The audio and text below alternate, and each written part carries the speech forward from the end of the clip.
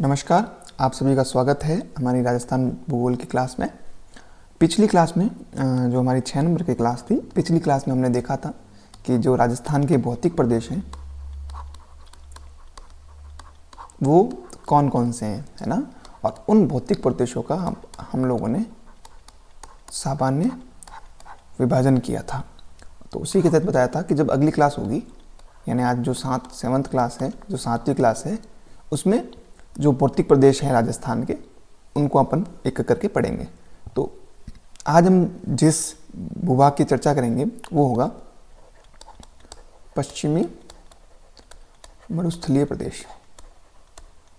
कौन सा होगा? पश्चिमी मरुस्थलीय प्रदेश। तो शुरू करते हैं। हाँ, आज हमारा जो टॉपिक है वो ये रहा, उत्तर पश्चिमी मरुस्थलीय प्रदेश।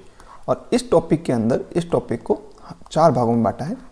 पहला है उत्तर पश्चिमी मरुस्थलीय प्रदेश का विभाजन, है ना। जो यहाँ पे जो प्रदेश है ये, इसका विभाजन, है ना। इसके भी क्या होंगे? उपभाग होंगे। उन उपभागों का क्या करना है? विभाजन। उसके बाद इस मरुस्थलीय प्रदेश की क्या क्या विशेषताएं हैं, क्या क्या कैरेक्टरिस्टिक्स हैं, उनके बारे में चर्चा करेंगे। और आज इन 2 विषयों की चर्चा करेंगे। और जो अगली क्लास होगी उसमें बालू का स्तूप, है ना, और जो पश्चिमी मरुस्थल में बनने वाली भू आकृतियाँ हैं या स्थलाकृतियाँ हैं, उनके बारे में चर्चा करेंगे। तो शुरू करते हैं। उत्तर पश्चिमी मरुस्थलीय प्रदेश। एक बार पुनः जो पिछली क्लास में देखा था राजस्थान का भौतिक विभाग, है ना, जिन 4 प्रदेशों को हमने जिनमें बांटा था वो था पश्चिमी मरुस्थलीय प्रदेश, दूसरा था अरावली पर्वतीय, तीसरा था पूर्वी मैदानी और चौथा था दक्षिण पूर्वी पठारी क्षेत्र। तो आज हम पढ़ेंगे पश्चिमी मरुस्थलीय प्रदेश। इस प्रदेश को जिन 2 भागों में बांटा जाता है वो है रेतीला शुष्क मरुस्थल और अर्ध शुष्क मरुस्थल, है ना। देखते हैं, शुरू करते हैं। तो हम क्या पढ़ने जा रहे हैं? उत्तर पश्चिमी मरुस्थल। क्या पढ़ेंगे? उत्तर पश्चिमी मरुस्थल। इस उत्तर पश्चिमी मरुस्थल को 2 भागों में बांटा जाता है। एक है शुष्क मरुस्थल और एक है अर्ध शुष्क मरुस्थल, है ना। ये विभाजन जो शुष्क और अर्ध शुष्क मरुस्थल का किया जा रहा है ना, जैसे ये राजस्थान का मैप था,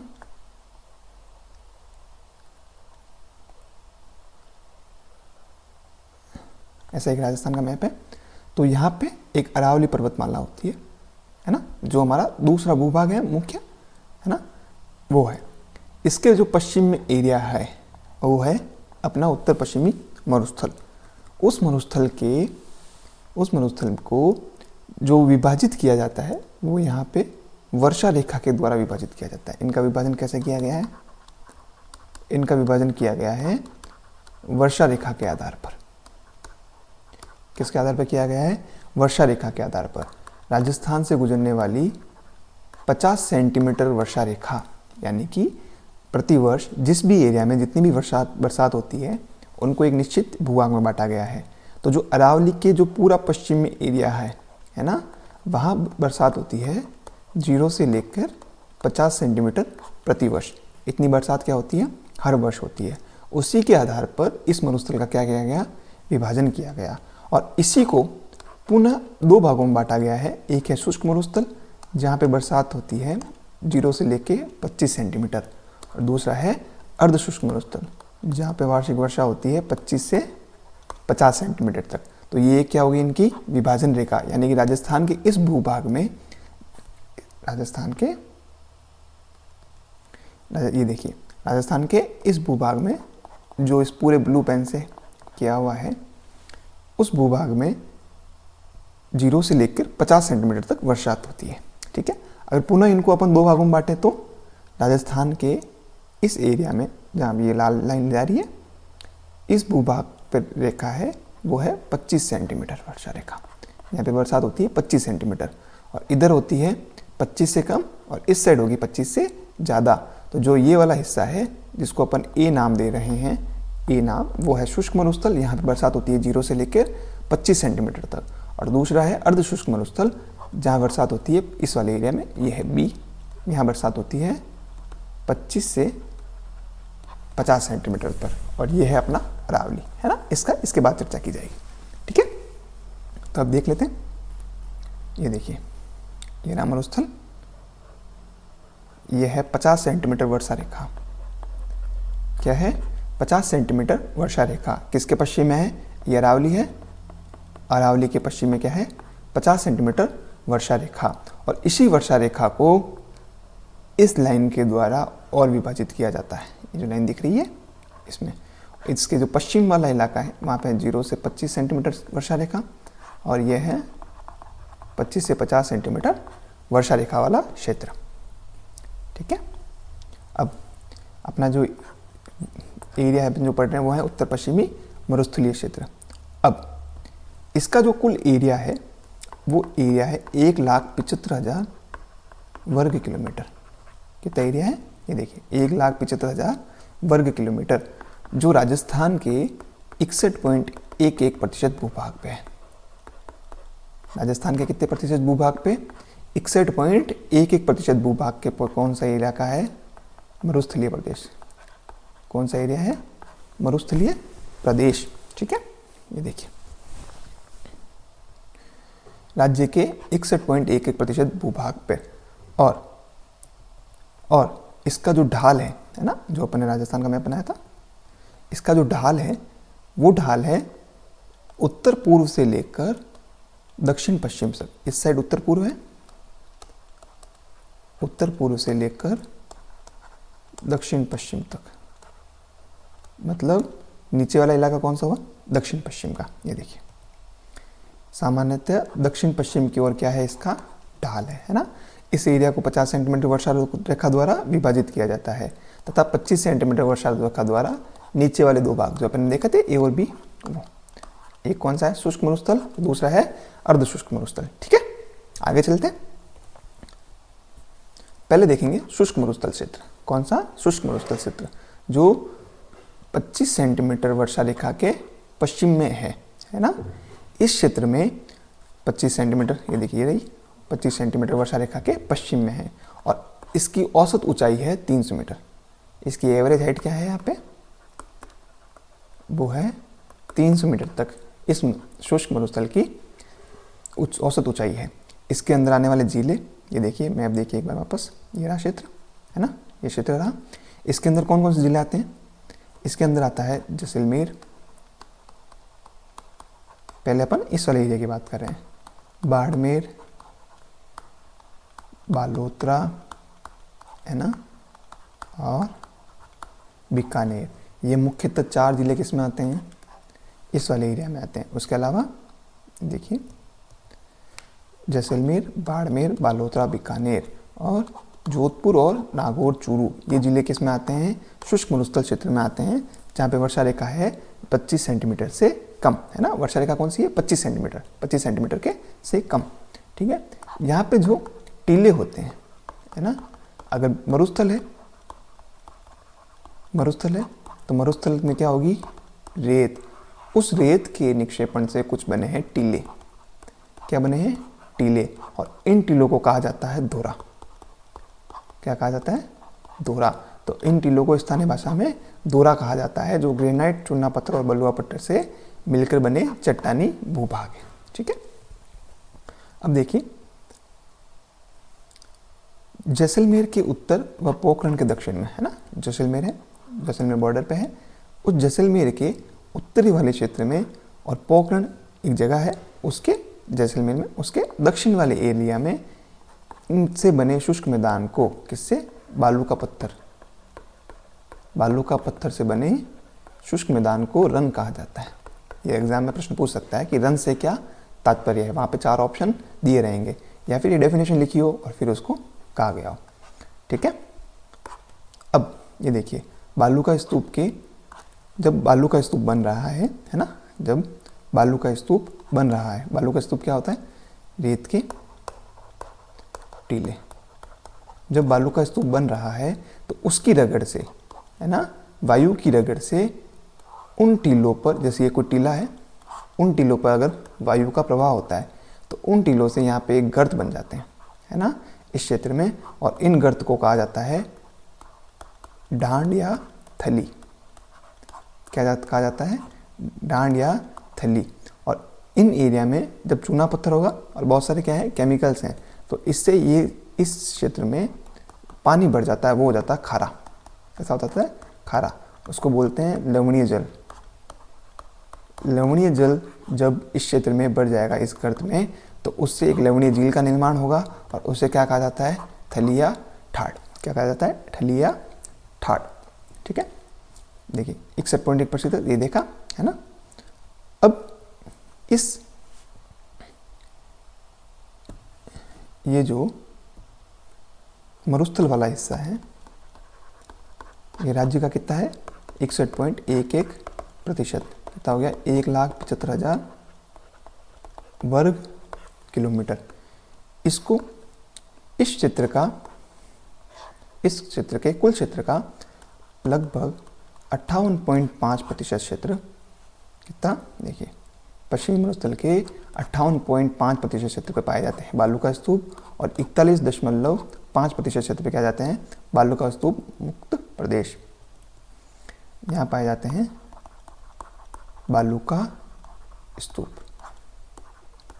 58% क्षेत्र में क्या पाए जाते हैं? 58.5% क्षेत्र में बालू का स्तूप, और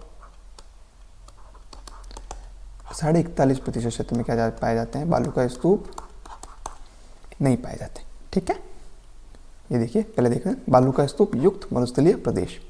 तो राजस्थान के पश्चिमी मरुस्थल में 58.50% यानी 58.5% क्षेत्र में क्या पाए जाते हैं? बालू का स्तूप। ये स्तूप कैसे निर्माण होते हैं अभी क्या बताया हमने? ये क्या होते हैं? रेत के टीले। इनका मिट्टी के अपर्दन और निक्षेपण, यानी अपर्दन का मतलब होता है कटाव और निक्षेपण का मतलब होता है जमाव। मिट्टी के कटाव और जमाव से ये रेत के टीले बनते हैं, है ना, जिन्हें कई नामों से जानते हैं। जैसे एक मैंने बताया अभी दोहरा, वैसे इन्हें क्या कहते हैं? टीले, टीबे, दोहरा या दरियन। इनको अलग अलग नामों से यहाँ पे जानते हैं। और सर्वाधिक बालू का स्तूप पाए जाते हैं वो है जैसलमेर जिले में, और जोधपुर जिले में सभी प्रकार के बालू का स्तूप है। जोधपुर जिले में क्या पाए जाते हैं? सभी प्रकार के। अब ये कितने प्रकार हैं ये अपन नेक्स्ट क्लास में देखेंगे, जिसमें अपन देखेंगे बालू का स्तूप के प्रकार, है ना। पैराबोलिक, सीप, है ना, अनुदैर्ध्य, अनुप्रस्थ, ये जब आते हैं ये बालू का स्तूप के क्या है? प्रकार। इनको कहाँ देखेंगे? अगली क्लास में। ठीक है, अभी देख लेते हैं दूसरा, जो शुष्क मरुस्थल है उसके दो हिस्से। एक तो बालू का प्रदेश, एक बालू का मुक्त, है ना। ये हो गया 58.5% क्षेत्र में, और ये हो गया 31.5% क्षेत्र में। और इस क्षेत्र में आते हैं जैसलमेर, फलोदी, बालोतरा, बाड़मेर। इन क्षेत्रों के क्या है? कुछ भाग, और वो किस में आते हैं? बालू का रहित, यानी कि इन क्षेत्रों में रेत के टीले लंबे नहीं पाए जाते, है ना। मुक्त या टीला रहित क्षेत्र पाया जाता है। और सबसे बड़ा एरिया कौन सा इनमें? जैसलमेर, है ना। ये देखिए क्षेत्र कहाँ तक फैला है? फलोदी, है ना, पोखरण, रामगढ़, जैसलमेर का लोदरवा, बाड़मेर और बालोतरा का थोब। इनके बीच क्या फैला हुआ है? बालू का स्तूप मुक्त प्रदेश। ठीक है, दो प्रकार के प्रदेश हो गए शुष्क मरुस्थल में, उन दोनों के बारे में चर्चा कर ली। और जो बालू का स्तूप क्या होते हैं, इनके प्रकार क्या है ना, क्या है वो तो देख लिया, और इनके प्रकार क्या है वो नेक्स्ट क्लास में देख लेंगे। ठीक है, अब आगे चलते हैं। अब है अर्ध शुष्क मरुस्थलीय प्रदेश। शुष्क देख लिया, है ना। अब है अर्ध शुष्क। ठीक है, ये देखो अर्ध शुष्क मरुस्थलीय प्रदेश। अब पहले क्या देखा था? शुष्क क्षेत्र। शुष्क क्षेत्र के लिए वर्षा रेखा क्या थी? 0 से 25 सेंटीमीटर। 25 सेंटीमीटर से पश्चिम क्या थी? 25 सेंटीमीटर से पश्चिम। तो इसके लिए क्या होगी? 25 से 50 सेंटीमीटर वर्षा क्षेत्र, और वर्षा रेखा कौन सी होगी? 50 सेंटीमीटर से पश्चिम में। 50 सेंटीमीटर से पश्चिम में। ये देखिए, ये राजस्थान है, ये मान लीजिए राजस्थान है ना। यहाँ पे है अरावली, अरावली के पश्चिम में यहाँ पे जो वर्षा रेखा है वो है 50 सेंटीमीटर। तो क्या कहेंगे, और यहाँ पे शुष्क मरुस्थल, इसके पहले शुष्क मरुस्थल, ये है अर्ध शुष्क मरुस्थल। तो ये क्या हो गया, 25 सेंटीमीटर से 50 सेंटीमीटर वर्षा रेखा है ना, और 50 सेंटीमीटर वर्षा रेखा के पश्चिम वाला क्षेत्र कौन सा हो गया, अर्ध शुष्क मरुस्थल। और यहाँ पे जो औसत ऊंचाई है, यहाँ पे जो औसत ऊंचाई है वो है 450 मीटर। औसत ऊंचाई क्या है यहाँ की, 450 मीटर। ठीक है, इस क्षेत्र को, ये जो ये दिख रहा है अभी जिसको रेड किया है ना, इसको पूरा रेड किया, इस क्षेत्र को 4 भागों उप भागों में बांटा गया है। कितने उप भागों में बांटा गया है, 4 उप भागों में। कौन कौन से देख लेते हैं। सबसे पहला है, देखिए ये देखिए 25 सेंटीमीटर से 50 सेंटीमीटर, ये देख लिया। अरावली के पश्चिम में स्थित, ये मैंने बता दिया। 450 मीटर हाइट है, ये भी मैंने बता दिया। तो ये 3 फैक्ट याद करने हैं, कभी बहुत सारे कथन दिए हों उसमें सही या गलत में पूछ लेते हैं। अब इस अर्ध शुष्क क्षेत्र को 4 उपभागों में बांटा गया है। वो कौन कौन से हैं, पहला है गग्गर का मैदान। कौन सा है, गग्गर का मैदान। दूसरा है शेखावटी का अंत या आंतरिक अफवाह मैदान। ठीक है, तीसरा है नागौरी उच्च भूमि, जो नागौर के आसपास का इलाका है। और चौथा है लूणी बेसिन। ये क्या हो गए, इस क्षेत्र के उपभाग हो गए। इनको एक बार मैप पे देख ले, है ना। ये देखिए, ये मैप है, ये एरिया, ये 25 सेंटीमीटर वर्षा रेखा, ये 25 सेंटीमीटर वर्षा रेखा। इस रेखा के सबसे पहले वाला हिस्सा सबसे ऊपर में है, ये है नंबर 1, ये हो गया गग्गर नदी बेसिन। और इस गग्गर नदी मैदान क्यों, ये कौन कौन से जिले आते हैं यहाँ पे, राजस्थान के सबसे उत्तर में कौन कौन से जिले हैं, वहाँ है गंगानगर और हनुमानगढ़। कौन कौन से हैं, गंगानगर और हनुमानगढ़। ठीक है, उसके बाद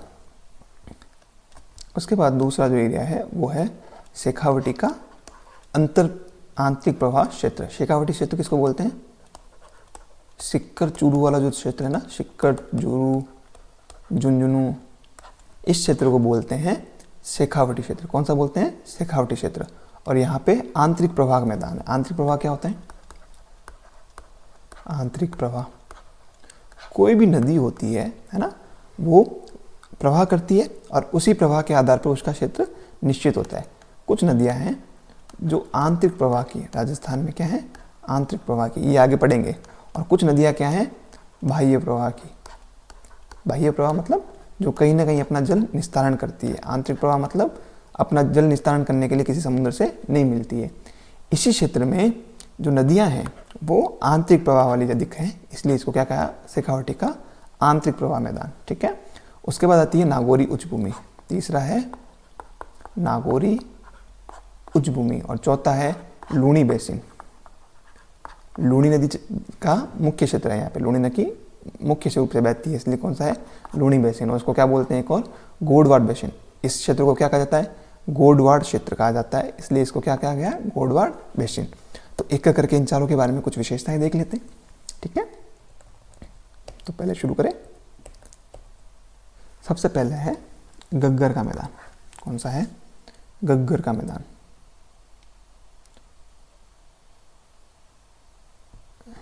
देखो, एक नदी है गग्गर, है ना। ये गग्गर बहती है मुख्य रूप से हनुमानगढ़, राजस्थान में हनुमानगढ़ व गंगानगर के क्षेत्र में, है ना। और इससे इस नदी में बाढ़ आती है। क्या आती है, बाढ़। बाढ़ क्या होती है, पानी का क्या हो जाता है, अधिक्य हो जाता है। क्या हो जाता है, पानी का अधिक्य। इसी से बेसिन या मैदान का निर्माण होता है, जिसको क्या बोला अपन ने, गग्गर नदी बेसिन। क्या बोला, गग्गर नदी बेसिन। और इसी गग्गर नदी बेसिन को कहा जाता है नाली क्षेत्र। क्या कहा जाता है, नाली क्षेत्र। तो एग्जाम में अगर पूछ लें कि नाली क्षेत्र किस क्षेत्र का उपनाम है, तो वो किसका है, गग्गर नदी बेसिन का है। ठीक है, गग्गर नदी बेसिन गंगानगर और हनुमानगढ़ जिले का जलोढ़ मैदान है। क्यों, क्योंकि इसका प्रवाह किससे हुआ है, बनाव किससे हुआ है, गग्गर नदी की बाढ़ द्वारा। गग्गर नदी में जब पानी का अधिक्य हो जाता है तो उस क्षेत्र को क्या कहा जाता है, वो उपजाऊ जलोढ़ मैदान बन जाता है, उसको क्या कहते हैं, गग्गर का मैदान। और यहाँ पे गग्गर नदी है जो अफवाह करती है, इसीलिए इस क्षेत्र को क्या कहा जाता है, नाली। नाली है, क्या कहता है, नाली क्षेत्र। ठीक है। इस क्षेत्र में इंदिरा गांधी नहर और गंग नहर से यानी राजस्थान में दो मुख्यतः कई नहर विकास हुआ है, यह भी अलग चैप्टर है। उसमें मुख्यतः है IGNP, इंदिरा गांधी नहर परियोजना, और एक है गंग नहर, है ना, एक है गंग नहर। इन दोनों से इस क्षेत्र में बहुत ज़्यादा सिंचाई हुई है, और उस सिंचाई से जो ज़मीन है उस ज़मीन में जल का अधिक हो गया, जल क्या हो गया, जल अधिक हो गया है, जल का आधिक्य हो गया है। इसी जल के आधिक्य से जो पानी में क्षारीयता होती है ना, वो क्षारीयता क्या हो गई है, निरंतर बढ़ रही है, और इससे क्या हुआ है, पारिस्थितिकी में बदलाव हुआ है, इससे पर्यावरण में क्या हुआ है, बदलाव हुआ है। तो ये पॉइंट याद रखना है। ठीक है। फिर नंबर 2 पे आता है शेखावटी का आंतरिक प्रवाह क्षेत्र।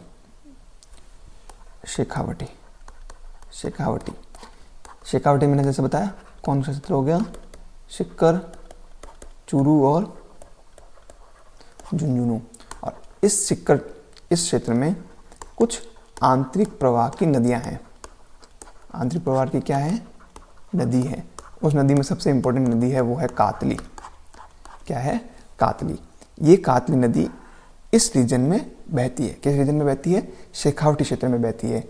इस नदी का जो प्रवाह क्षेत्र है और जो उसके साथ और नदियां हैं, वो अपन जब नदी वाला चैप्टर पढ़ेंगे ना, तो जितने भी नदियों के नाम आ रहे हैं उनको अच्छे से देखेंगे। तो अभी रेफरेंस के लिए सबसे बड़ी नदी यहाँ पे कौन सी है, सबसे बड़ी नदी कौन सी बहती है, कातली। और वो कैसी नदी है, आंतरिक प्रवाह वाली नदी।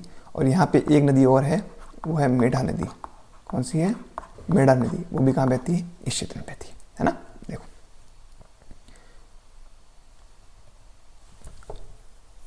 इस क्षेत्र में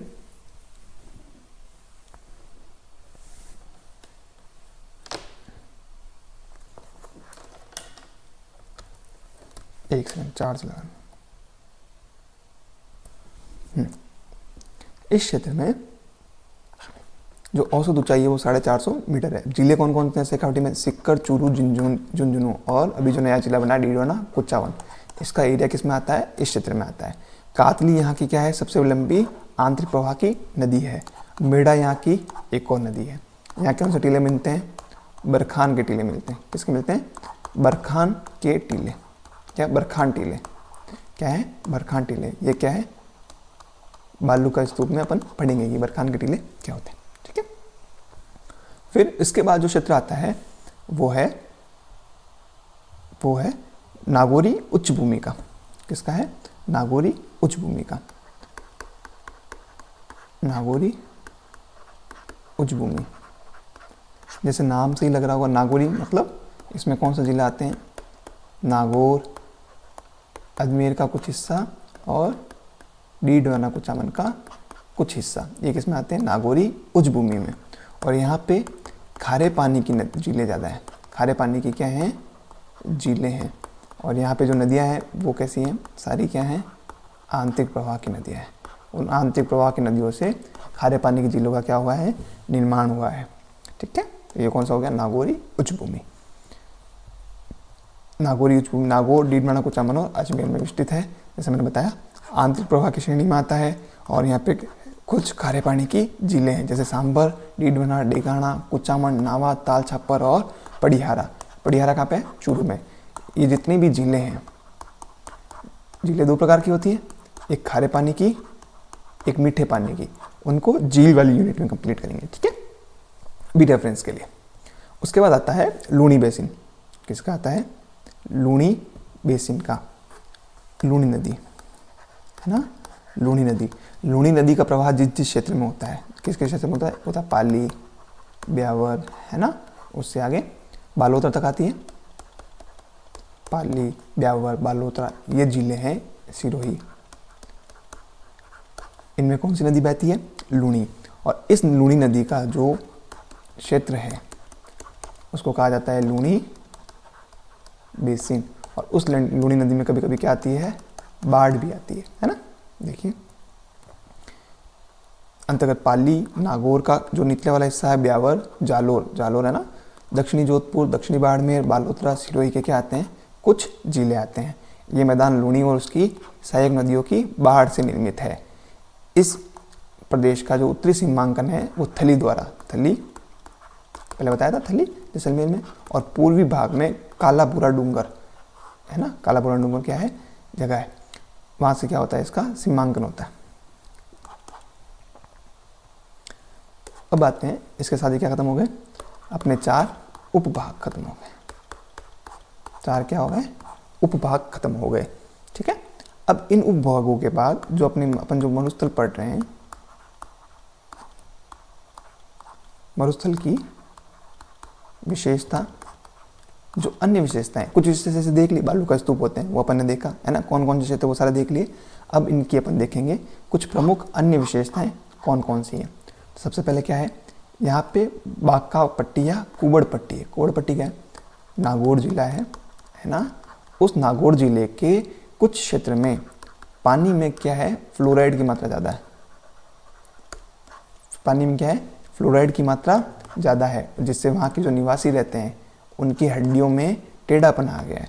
जो फ्लोराइड होता है वो शरीर की हड्डियों पर क्या करता है, नेगेटिव प्रभाव डालता है, इससे उनकी पीठ झुक गई है, और इसी से क्षेत्र को क्या कहा जाता है, कुबड़ पट्टी। तो अगर प्रश्न आ जाए कुबड़ पट्टी या बांका पट्टी कहाँ पे है, तो वो कहाँ है, नागौर जिले में। ठीक है, और अजमेर का कुछ हिस्सा भी इसमें आता है। फिर यहाँ पे क्या है, इस मरुस्थल में कुछ घास है। क्या है, इस मरुस्थल में कुछ घास पाई जाती है। ये घास वाला क्षेत्र वन वाले टॉपिक में भी देखेंगे। ठीक है, घास कौन कौन सी है, सीवण घास, धामड़, करण, अजन, ये प्रमुख क्या है, घासें हैं। और फोग, लाड़ा, आड़ना, केर, आख, ये सब झाड़ियाँ, और खेजड़ी, रोहिड़ा जैसे प्रमुख वृक्ष भी इस क्षेत्र में पाए जाते हैं।